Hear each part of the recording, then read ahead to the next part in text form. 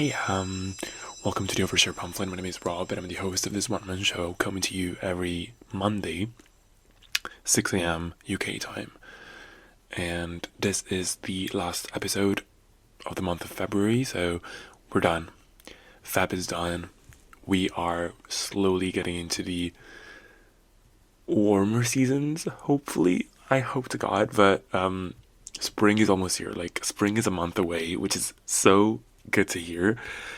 That's my favorite season anyway, so I'm ready. I'm ready to, just be in a better mood, have more sunlight, be out and about. But yeah, so today, what are we talking about today? I think I had several different topics I wanted to talk about, but I had, I watched The Monkey, Oscar Perkins, whatever his name was, the director, with Theo James. Hottie. And I thought of talking about that, but I think I didn't quite get the movie, maybe. I don't know. I didn't really particularly enjoy it. I think it was funny, but allegedly there are so many interesting callbacks to very famous horror movies and comedies and all this stuff. So I really don't think I have the material for that yet. Maybe later on, I don't know. But so that was an idea that I scrapped. Then I'm going to talk about I thought of talking about what is it? Yeah, Hunter Schafer. I don't know if you've seen Hunter Schafer is the very famous actress coming out of Euphoria, Jules, but she is a very famous transgender actress, and she spoke up recently about the recent changes in the U.S. regarding gender designation and all that stuff. And she basically, to keep it very brief, she renewed her passport, and she, of course, submitted her gender as being female. But with the new administration, the gender that is going to be put on the passport, like any ID in the US, is going to be the one that is assigned to you at birth. So she got her passport back with an M on it. That's insane, scary stuff. But also, I was like, I cannot make an entire episode about that because there's so much stuff that Trump has done in literally the past few weeks. So it would take hours and hours of discussion. Also, I don't want to get too into that because it's a very sensitive topic, and unless we get to really bad stuff, which is already happening, to be fair. But I won't be talking about that anytime soon. So, but instead, I think that's been on my mind for a bit, and I really want to talk about it, and I'm eager to talk about it. I think it's the right moment now. Was, a little bit of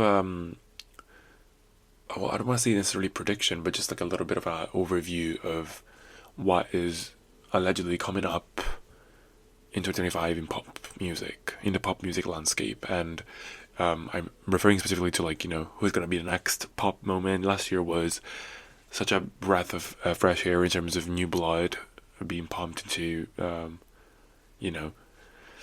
the pop landscape with Charlie XCX and Sabrina Carpenter and Chapel Roan, the three main pop girls that have emerged as new artists, I guess. Well, roughly. Sabrina and Charlie have been around for ages, but I think this is the first time they actually hit a new level of stardom. So that was very interesting. And so I've been thinking of what is going to be the next moment? Who's going to be the next big thing in 2025? And not necessarily in terms of new artists per se, because I have a theory about that specifically, but it's just nice to speculate on who's going to have a big project, who's going to have a big album, a big moment in 2025, who's going to be able to capture the attention of the general public. Sabrina and Chapel and Charlie did last year. And so I had fun with it, to be fair. I made several, points for different artists who are allegedly coming back or have confirmed to be coming back, or speculating, on who might be able to come back or something. So, and I also have a couple of, quote unquote new artists that may be on the rise, but I'll get into that. I'll get into that later. So first off, songs of the week. And what do we have? If not, we're talking about Sabrina Carpenter, but we have Sabrina first off. Her Short and Sweet Deluxe version dropped after the Grammys, and I didn't really check it out until later on. I don't know exactly why, but her song Busy Woman is my jam. And that's still, perfectly fitting in the, short and sweet soundscape, and even in terms of like lyrics and content and humor and everything. So if you liked short and sweet, if you liked Juno, if you liked Espresso, if you liked Please Please Please, you would love this. It has a bit of more of country flavor, but it's still incredibly fun, lovely, chorus, very catchy, very, still ABBA-esque in some ways. I don't know. I feel like that's the sound that's been really popping off. Well, has popped off last year, both with like Sabrina and also with Chapel, I would say. But yeah, I'm pretty sure you all know about this song, anyways. But I mean, the lyrics are incredibly funny, like so smart as well. And I think it like plays off on an idea that is like actually very cliche but very normal for many people. Like you pretend like you don't really care about this person, and like if you don't need my love, I'll pretend like I'll just don't give two shits about you. But if you do need my love, I'll be there in 2 seconds. Like it's like that. You pretend not to care about someone, and if that person rejects you, then you're automatically being like, well, I don't really care about you anyways. But as soon as that same person gives you the slightest form of attention, you immediately switch and be like, yes, I knew it. I'm gonna be there. 2 seconds. Give me 2 seconds. I'll be there. So, very relatable content. Very relatable content. I loved it. So yeah, that was definitely something, and you can definitely find these songs. Like we're wrapping up the playlist of Feb, so you can find it on the Overshare pamphlet, Songs of the Week February 2025. So that's gonna be there.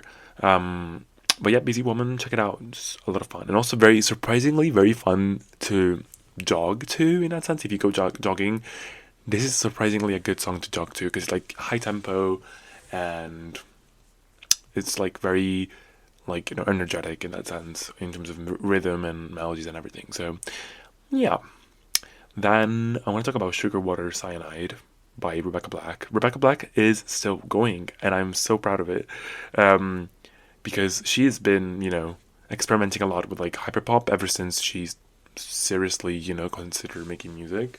And this is so like Sophie, if you know what I mean, like Sophie, the Sophie in hyperpop. Like that reminds me so much of that genre, like the very Sophie coded type of like music in a sense. So yeah, like it reminds me a lot of like Oil of Every Pearl's on Insides, that sort of or Immaterial, a bit like Immaterial by Sophie as well. It reminds me a lot of that. So if you like that vibe, I think this is like a song for you. Surprisingly very well produced. I love the vocals, and when I listened to the song, I hit me immediately. I was like, she sounds so much like Addison Rae. I don't know why, but she does. I think it's the same like falsetto type of singing and the same,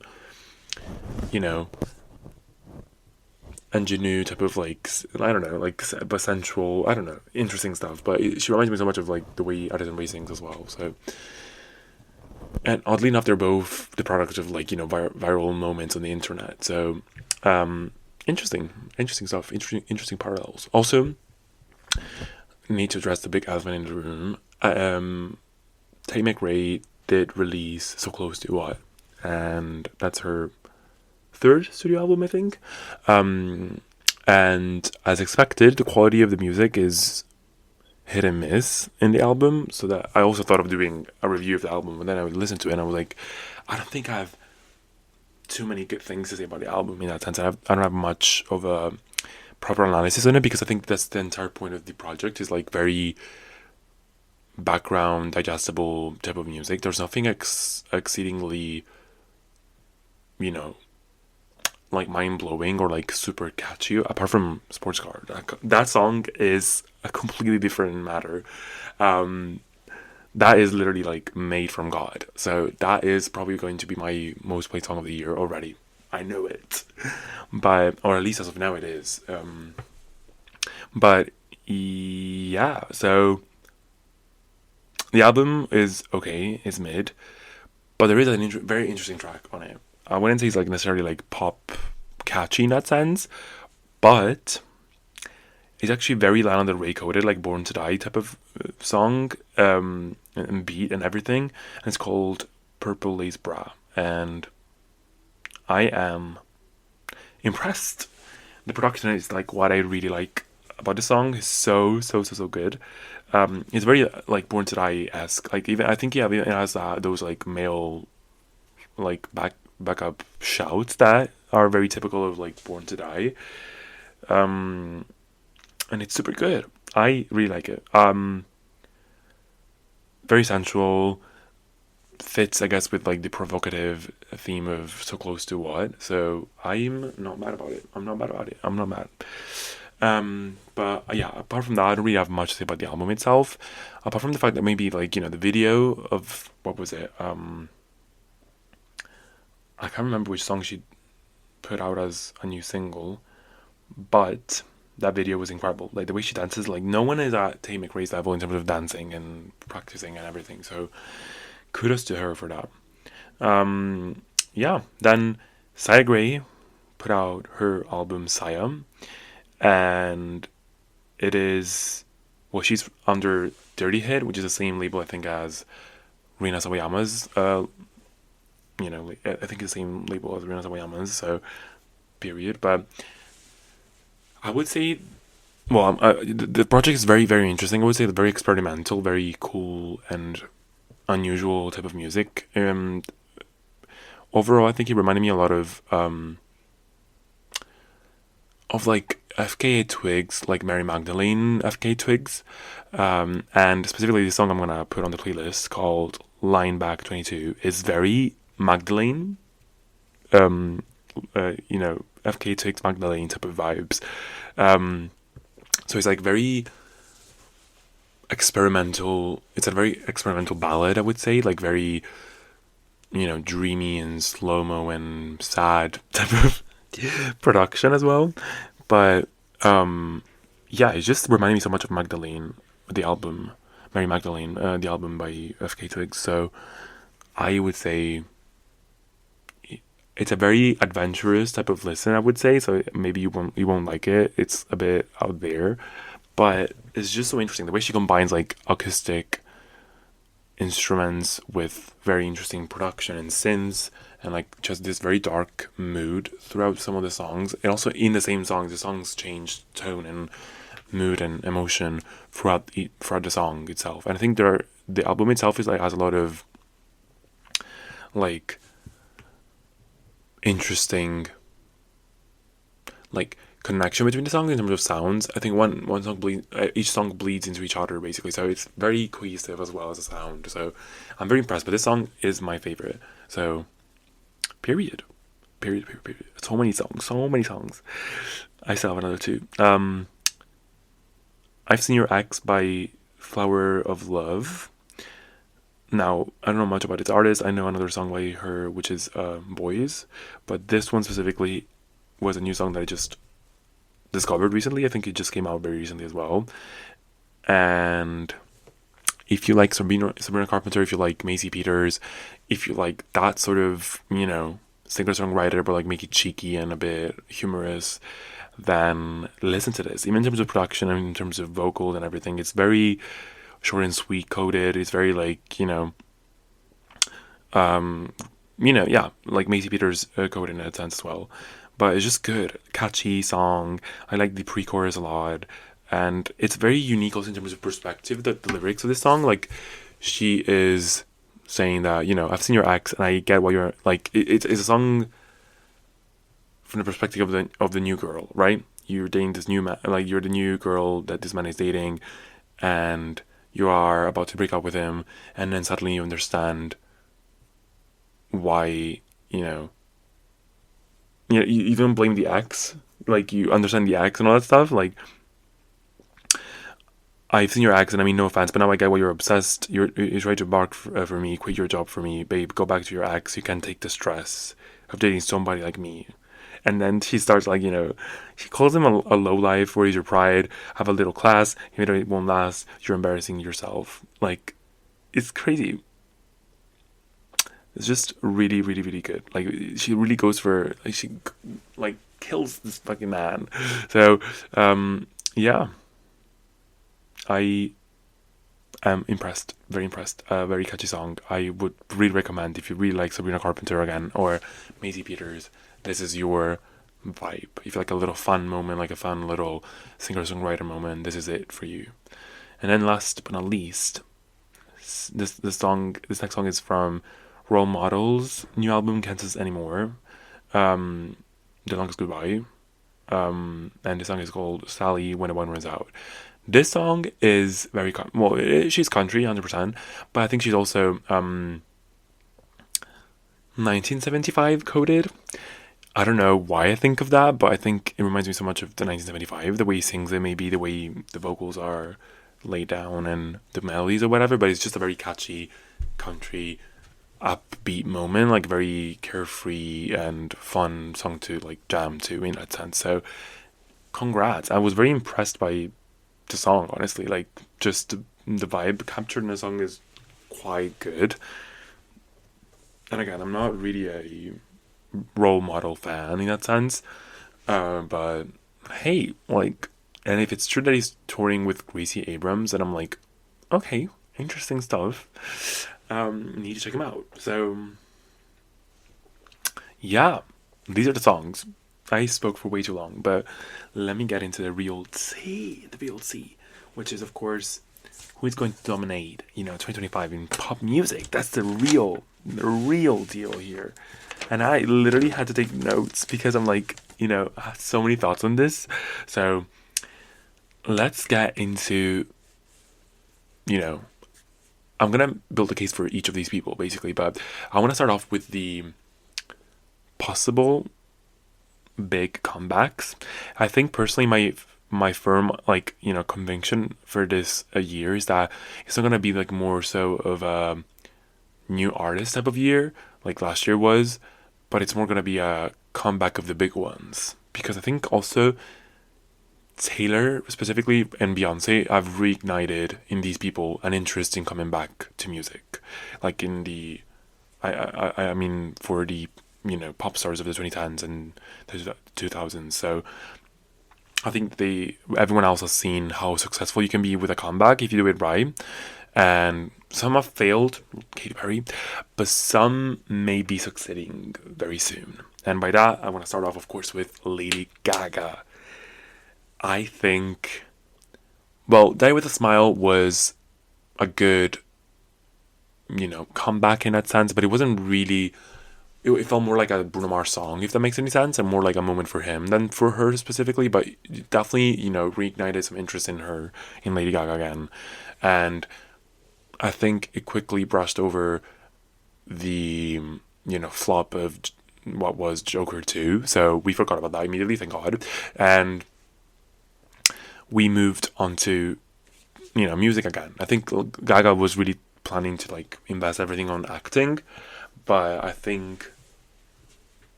with this new project coming up soon, Mayhem, coming out 7th of March, she is really, I think, going for it. She's really committing to it, even more so than Chromatica, I think.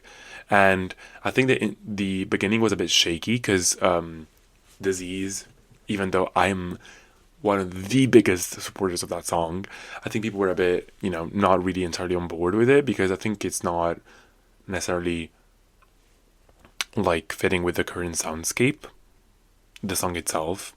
But also that's the point with Gaga. Gaga has a vision usually with her albums. So, and usually her first singles are never the strongest ones.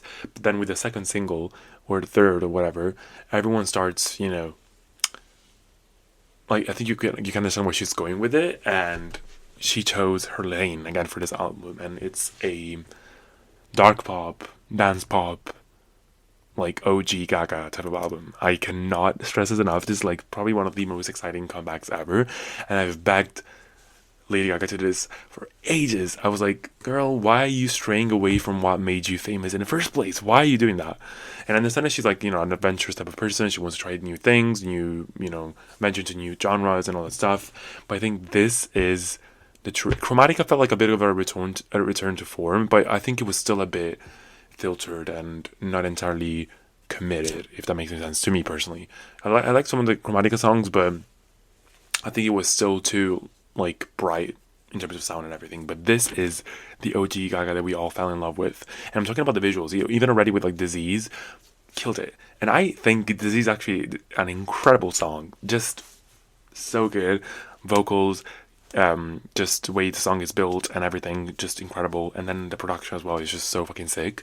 But I understand why maybe it's not really like, you know, people are not exactly, well, did not vibe with it necessarily. But I think yeah, when that happened, everyone started losing a bit of interest, and like everyone felt like the album was gonna flop. But as I said, the proper second single from this era came around, Abracadabra, after the Grammys, and I think I can definitely say that that was probably the best choice ever made. That is the perfect single for this album, and the perfect single for this moment in pop culture necessarily in that sense, because I think it combines two very interesting things. The first of that is like, you know, the dark pop sound that made Gaga famous in the first place. That's like a very, you know, it's like a blast from the past basically. Even the video itself, like it reminds you so much of like the old Gaga. People were saying like she's reheating her own nachos, and she sort of is, but also she's sort of not.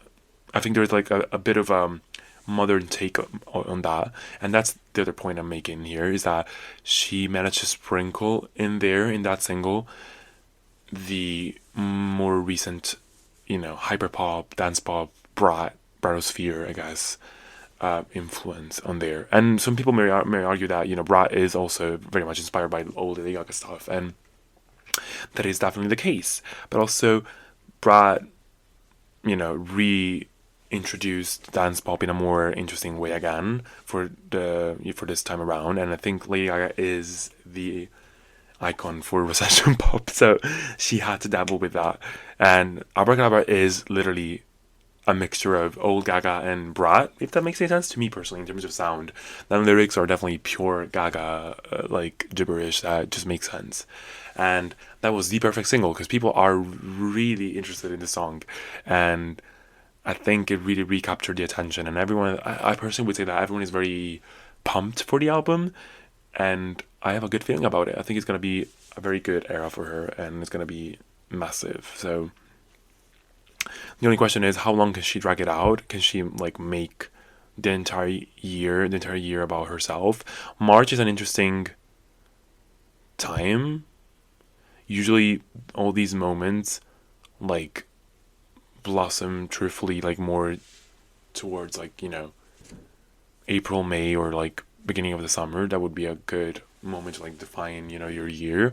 But still, I think if she plays her cards right and she's like releases some other singles, or if she takes some notes from, you know, the remix album that Brad made as well, so if she's able to extend, I guess, the era, the Mayhem era in that sense, then I would say yes. Also, she recently talked about the telephone video like being left open-ended in a sense, and that she would, you know, there is a continuation to that she wants to make eventually.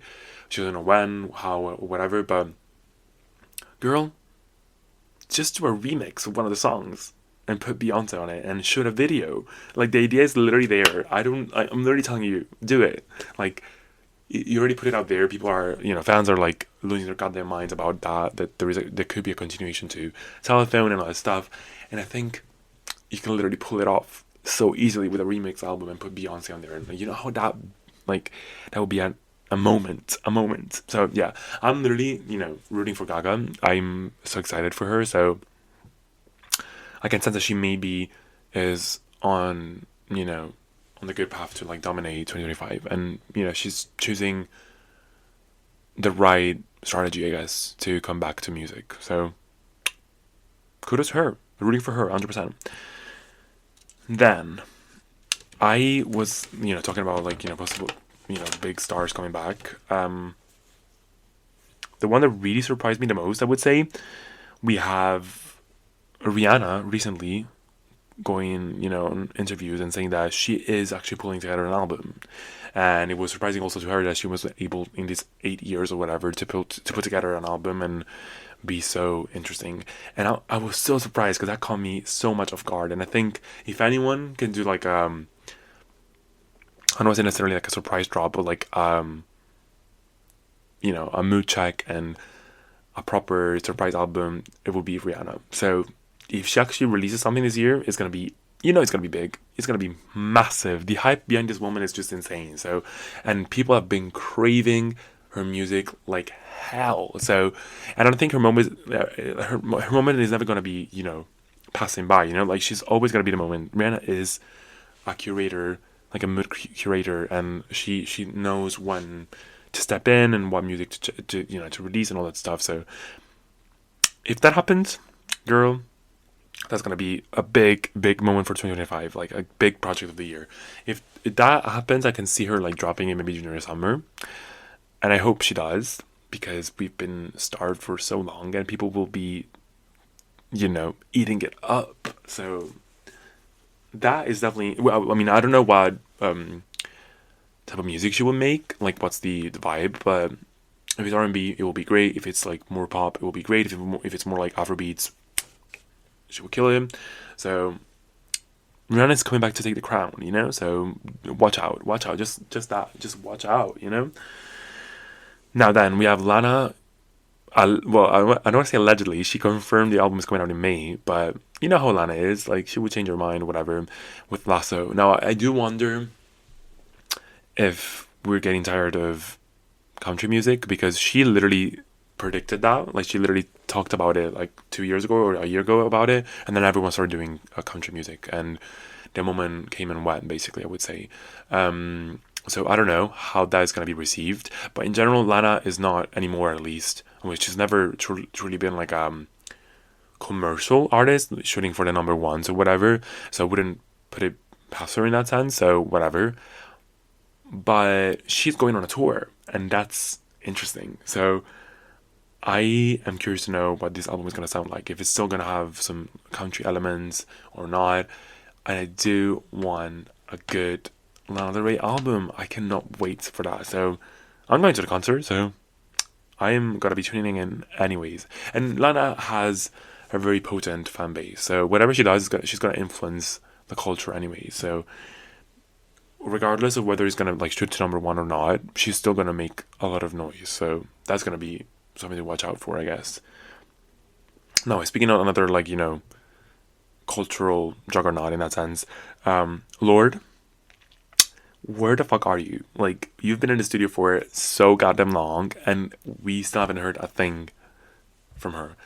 We've heard from her mom saying that she, you know, she's back in the studio, whatever, and all that stuff. I get it, but also give us something, please.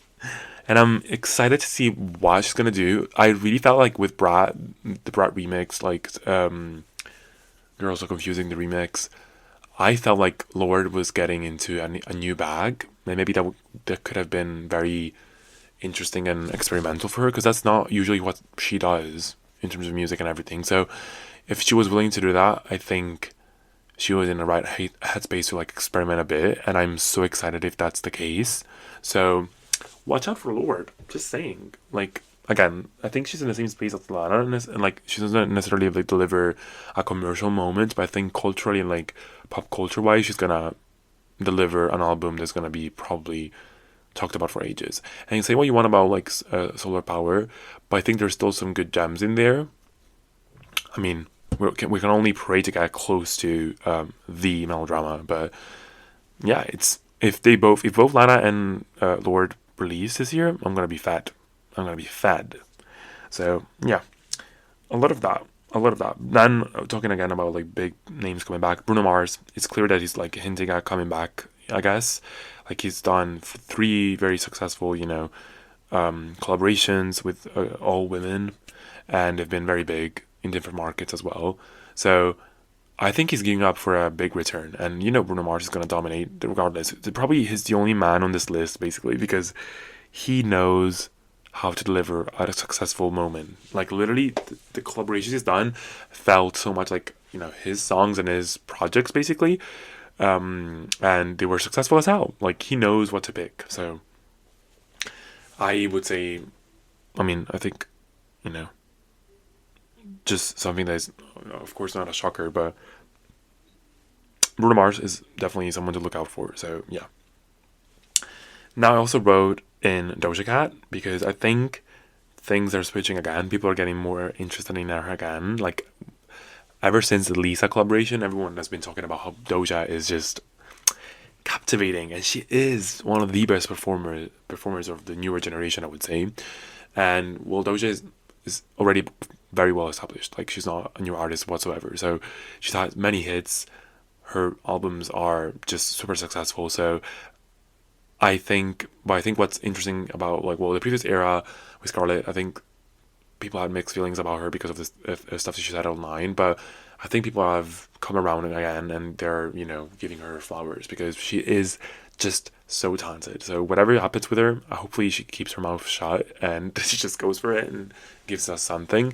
I'm not entirely sure what she's gonna give us in terms of like if it's gonna be a pop moment or not, but either way, it's gonna be big. It's Doja Cat, so it's gonna be big. I'm excited about that. Like, very excited about that.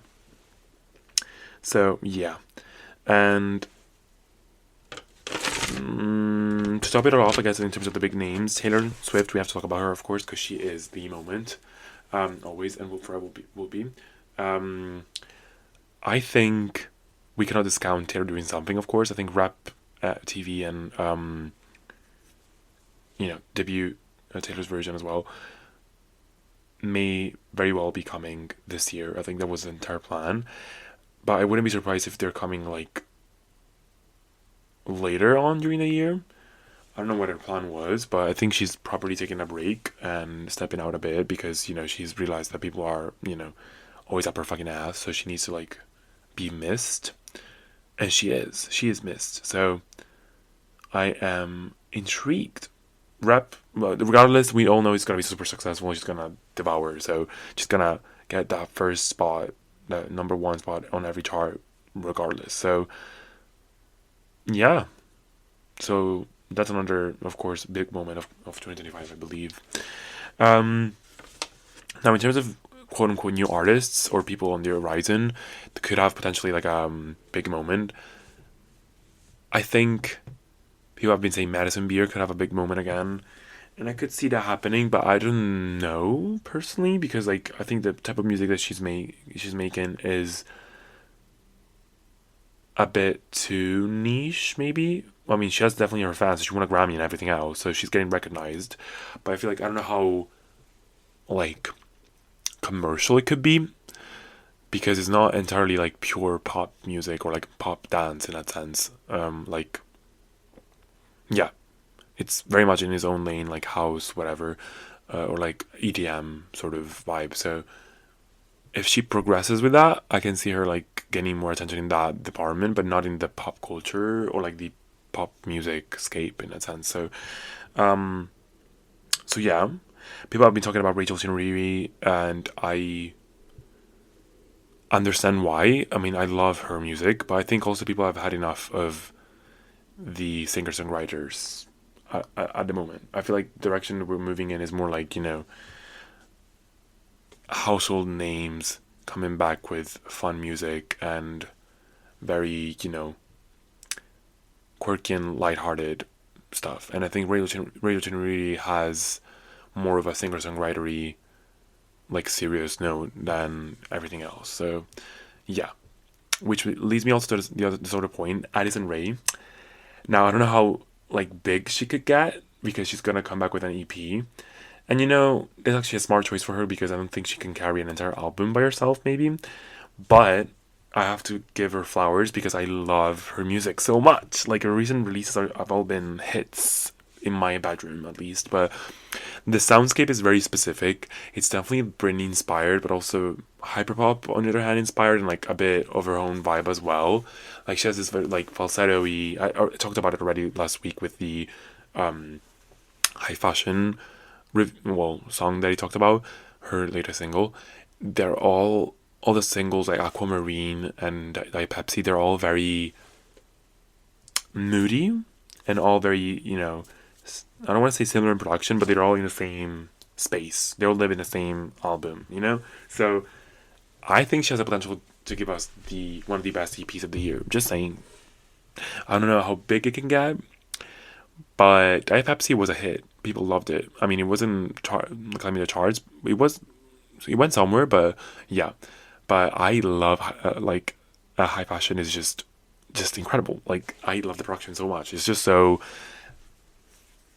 complex and rich and moody and just you know very very intriguing. So I am definitely on the lookout for her. But again, I don't think she could reach because she's not really doing like catchy pop songs, if that makes any sense. So she's doing more like experimental stuff, which is good because she's finding her own sound, and she seems to be proving to people that she is a tastemaker. So I'm excited for that. So I'm really really excited about that.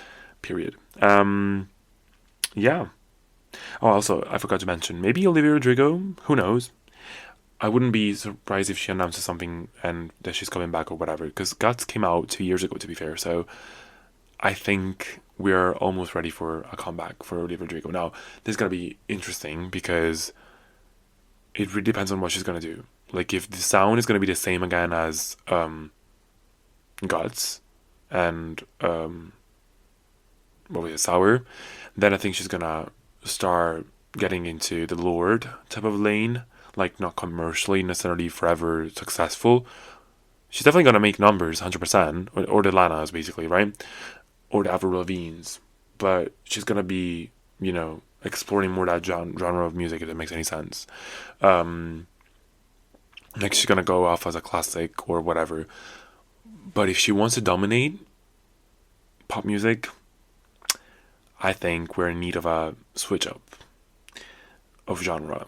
I would love for her to like a proper pop moment, like enough with the punk pop stuff, but just go for a pure pop music type of situation. I don't know if she wants to do that or not, but that would be so much fun of her. If like, I would love to see that. She's definitely great at doing ballads, and one of her ballads would definitely hit. But with Gods, I think we've all seen that the fans loved it. The people, the youngsters, the Gen Z loved it, but I think she couldn't capture fully the attention of the entire public. Like she did that with Vampire. She got that number one, but then the rest of the singles were okay, I guess. The album didn't have longevity, I guess, in that sense as well. It was I felt personally that the album was really good. I mean, at first I wasn't really vibing with it, but then eventually later I came around it. But I still think that it suffers a bit from. I mean, it's definitely better quality in terms of writing and everything compared to like it's a step up from Sour, but it still feels like it was in the same sphere. So I would suggest not doing it again in terms of sound.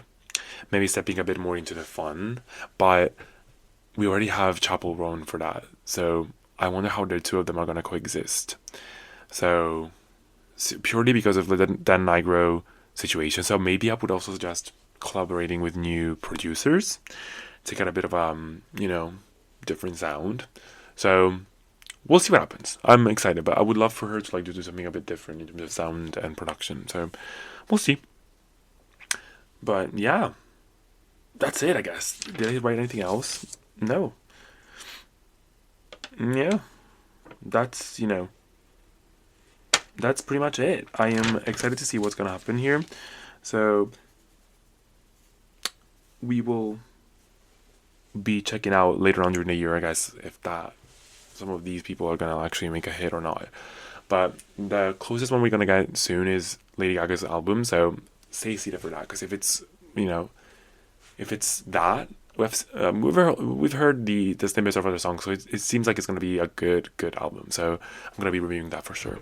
But anyways, have a great week, and I'll see you with the next episode in March. First episode of March.